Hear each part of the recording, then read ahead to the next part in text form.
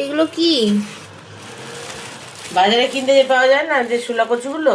হ্যাঁ শোলা কচুর গাছ। হ্যাঁ। এটা শোলা কচু না, এটা দুধমান কচুর গাছ। আচ্ছা। এই যে এরকম ভাবে ছাড়িয়ে নিতে হবে। আর এটা কি দিয়ে করবে? এটা রসুন ফোড়ন দিয়ে চিংড়ি মাছ দিয়ে করবো। আচ্ছা, নিচে এরকম ভাবে কেটে নিতে হবে।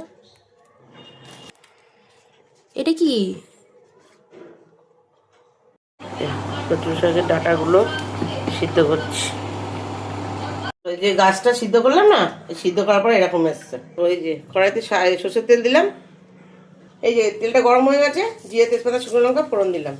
রসুনের পরিমাণটা একটু বেশি দেবে, ঠিক আছে, তাহলে টেস্ট ভালো হবে। রসুনটা দিলাম। এই এই যে কচু গাছটা আমি চিংড়ি মাছ দিয়ে করছি। এটা যদি ইলিশ মাছের মাথা হয়, বাঙালি তো কচু গাছ আর ইলিশ মাছের মাথায় পছন্দ করে বেশি, কিন্তু ইলিশ মাছের মাথা আনা হয়নি, চিংড়ি মাছ দিয়ে করছি আমি।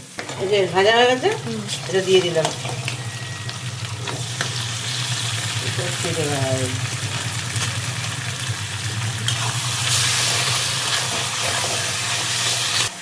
দেখো 1 চামচ দিলাম হলুদ, আর একটুখানি দেবো, এই যে 1/2 চামচ লবণ, 1 চামচ, আর এই যে 1.5 চামচ লবণ। সিদ্ধ করার সময় কি নুন দিয়ে সিদ্ধ করেছিলে?